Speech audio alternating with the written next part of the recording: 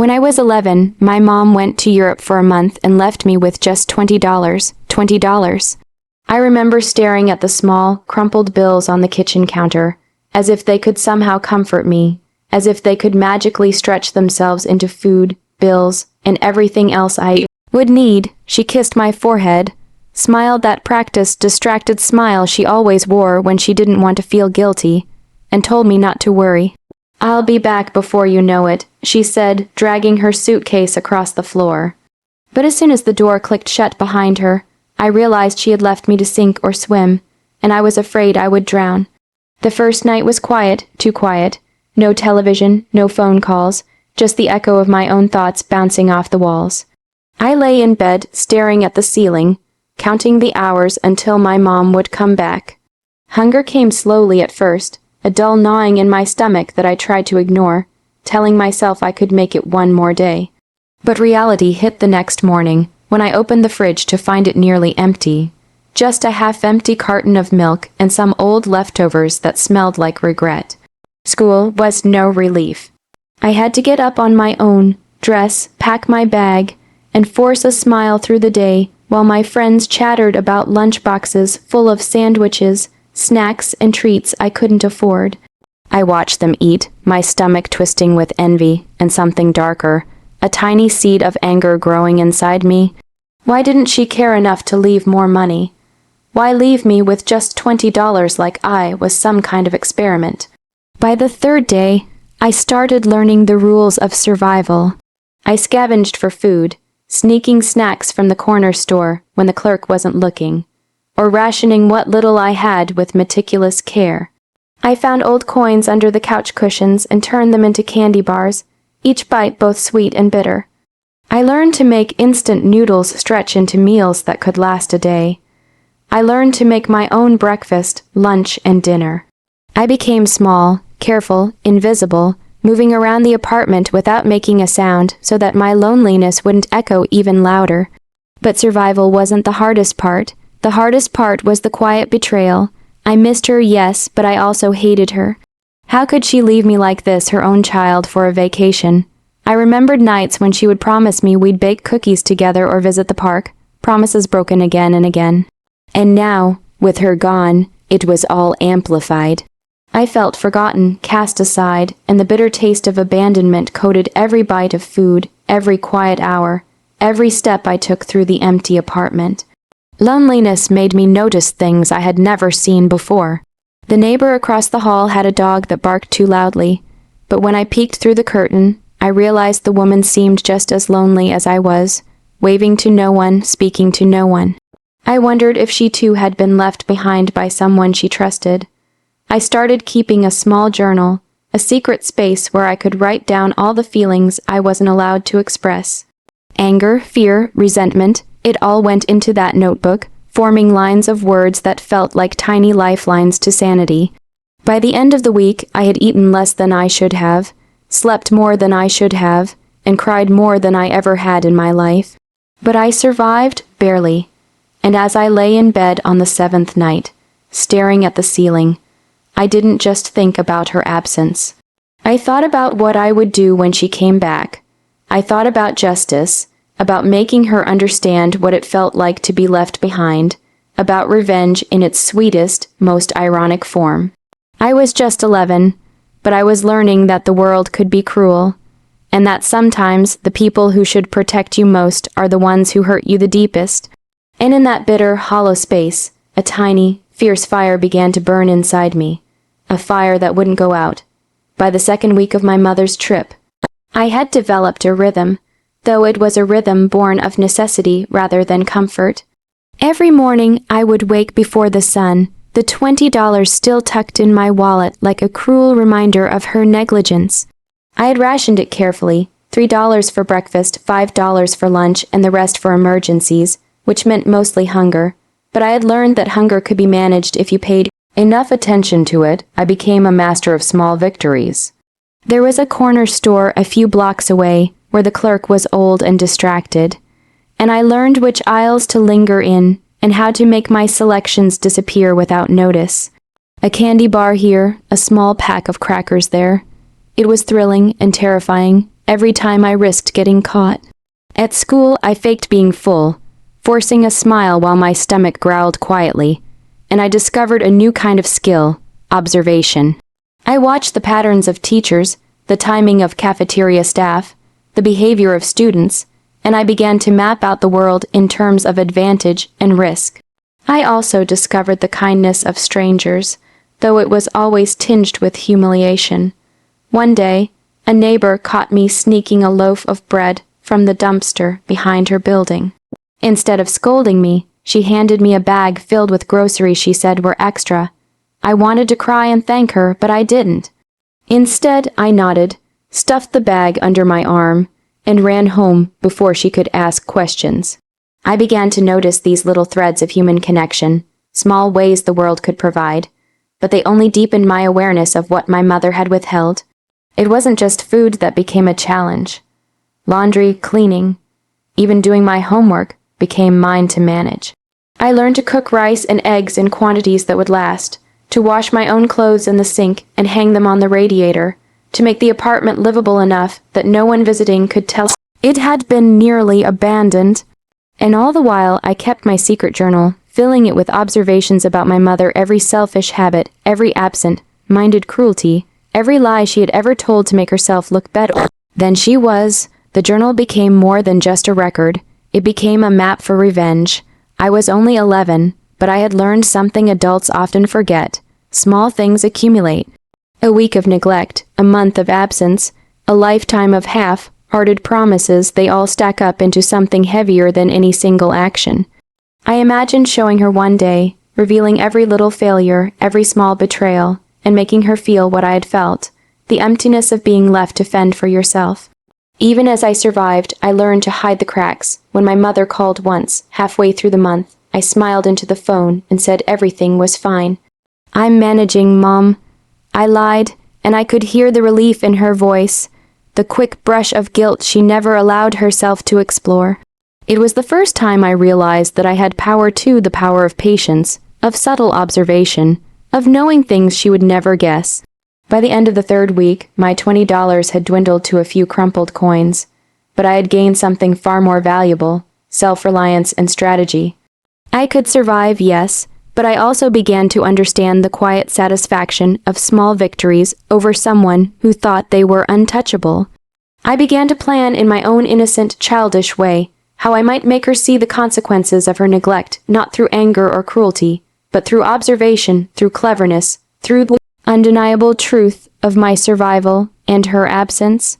And at night, when the apartment was silent and my stomach ached from another day of minimal meals, I whispered to the empty walls a promise I barely understood at the time. One day, I would make her feel the weight of leaving me behind, not in violence, not in shouting, but in a way that would cut deeper than anything else, because what she had left me with was more than $20. She had left me with a memory, a wound, and the fire of revenge, quiet and steady, beginning to burn. When my mom finally returned, the apartment smelled of her perfume and the faint trace of new luggage leather. She carried a dozen shopping bags filled with gifts for me, chocolates, toys, trinkets, and smiled as if the past month had never existed. "I missed you so much," she said, hugging me tightly. Her words were warm, but they felt hollow. I had survived without her. I had learned things she would never know, and beneath her smell of flowers and foreign streets, I could sense the distance that had grown between us, a gap she could not bridge with chocolates. Empty words. I hugged her back silently, my face a mask of affection. Inside, however, a storm had been building for weeks. I didn't shout, I didn't cry. I simply watched her, storing every detail, the way she laughed at something small, unaware of the emptiness she had left behind. The way she fumbled with the groceries, clearly exhausted from her trip, yet oblivious to the exhaustion she had forced upon me. I had begun to notice the subtle cracks in her perfection, the carelessness she wore like a shield, and I knew that one day I could use them. School resumed as normal, though it never felt normal to me again. My friends noticed a difference too. I was quieter, sharper, observing rather than participating. I realized how capable I had become in just a month, how I could navigate the world without asking for help, how my mind had started plotting in ways I didn't even fully understand. And so, a plan began to form, not out of hatred, but out of a need for justice, for acknowledgement of the pain she had caused. The first step was subtle. I began pointing out things she overlooked, small mistakes in her own life, forgotten bills, mismanaged errands, careless moments that made her look human. I made sure to do it in ways that seemed innocent, curious, or even helpful. When she misplaced her passport, I quietly reminded her where it was, watching her flinch at how easily I remembered something she couldn't. When she bragged about her trip to friends, I casually mentioned details she had forgotten to mention, exposing gaps in her storytelling. At home, I started rearranging little things, leaving evidence of my own competence where she could see it. Dinner prepared neatly while she was out, laundry folded perfectly, homework completed without reminders. I wanted her to notice, not just that I had survived, but that she had left a child to fend for himself, and he had not only survived but thrived without her. I began leaving subtle notes in the house, reminders of her absence. A calendar with the dates she had been gone circled in red, a journal page left open with a single line visible, hinting at all that I had endured. It was thrilling in a quiet, almost guilty way. I was 11, yet I felt the sharp taste of strategy, the intoxicating power of subtle revenge. I didn't need to yell, didn't need to cry. I only needed her to see the truth, to understand the weight of her absence in ways that no apology could fix. And every time she asked about something I had done, I would smile and respond just as innocently as I always had, hiding the satisfaction that now coursed quietly under my skin. At night, I would lie in bed, imagining what the future could hold. I didn't want her to suffer endlessly, just enough to understand the emptiness she had caused. I imagined leaving her guessing, always aware that a child she had once underestimated could now outmaneuver her with quiet intelligence. I imagined the irony, she, who had once controlled me, now powerless to undo the lessons I had learned while she was away. By the end of that first week back, I realized something profound. Revenge didn't need to be loud. It didn't need to be immediate. It could be slow, deliberate, almost invisible, yet infinitely more satisfying. And as I drifted off to sleep, my mother's soft breathing in the next room, I understood that the fire that had been lit the day she left me alone was no longer just anger. It was purpose. I was no longer just the child she had left behind. I was a force she had never anticipated. Years passed, and the apartment where I had survived my mother's absence became just a memory. I moved through life quietly, carrying with me the lessons of that lonely month, resourcefulness, patience, and a careful understanding of human behavior. I grew older, taller, more capable, but I never forgot the hollow ache of being left behind. That ache had transformed into something sharper, a quiet drive to make her understand, in a way words could never convey, what it had felt like to be abandoned. By the time I was 17, I had begun planting the seeds of my revenge. It wasn't cruel or vengeful in the traditional sense. It was poetic, precise, and emotional. I had grown into a young adult who could anticipate others' actions, who could manipulate situations subtly, who could reveal truths in ways that cut deeply without ever raising my voice. And now I had the perfect opportunity. My mother, oblivious as always, had hosted a dinner party one evening with some old friends, the kind who still admired her carefree, glamorous lifestyle. I arrived formally invited, looking older than my age, confident, collected. She greeted me warmly, proud, completely unaware that the child she had left to fend for himself was no longer the same. I smiled, allowed her to hug me, and then watched quietly as she mingled, effortlessly charming her guests. But I had a plan. I began telling small, seemingly innocent stories about my life, about school projects I had completed on my own, about scholarships I had earned through sheer effort, about times I had survived without anyone noticing. Each anecdote was carefully chosen to highlight her absence, to shine a light on the truth she had tried to ignore. I watched her face subtly shift, the first flickers of discomfort appearing behind her carefully maintained smile. Then came the journal. I had never forgotten it, the pages I had filled when I was 11, the raw record of betrayal, survival, and observation.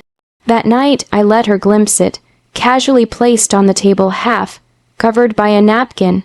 She picked it up, curious, flipping through a few pages without realizing the gravity of what she was holding.